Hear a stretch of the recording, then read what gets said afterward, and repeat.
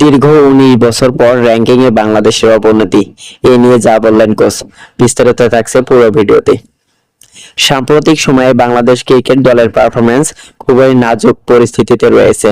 ক্রমাগত বাজে পারফরম্যান্সের খেসারত দিয়ে টাইগাররা ওয়ানডে র্যাঙ্কিংয়ে ১০ম স্থানে নেমে গেছে। গতকাল আইসিসির প্রকাশিত র্যাঙ্কিং অনুযায়ী ৪ রেটিং পয়েন্ট হারিয়ে ওয়েস্ট ইন্ডিজের নিচে নেমে গেছে নাজমুল হোসেন শান্তর দল।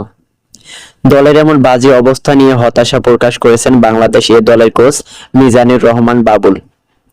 আজ মঙ্গলবার সিলেটের গণমাধ্যমের মুখোমুখি হয়ে তিনি বলেন, এটি অবশ্যই হতাশাজনক। শুধু কোচ হিসেবে নয়, একজন বাংলাদেশি হিসেবে এই চিত্র খারাপ লাগে।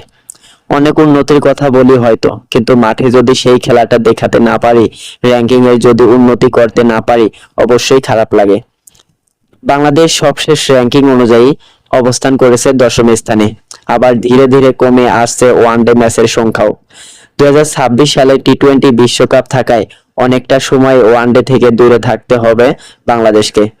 পাকিস্তানের বিপক্ষে সিরিজের এরই মাঝে ওয়ানডে বাদ দিয়ে পরিবর্তে কেবল টি-২০ খেলার সিদ্ধান্ত নেওয়া হয়েছে। ক্রিকেটাররা নিজ নিজ জায়গা থেকে দায়িত্ব নিলে এই বিপর্যয় সামলানো সম্ভব বলে দাবি কোচ বাবুলের।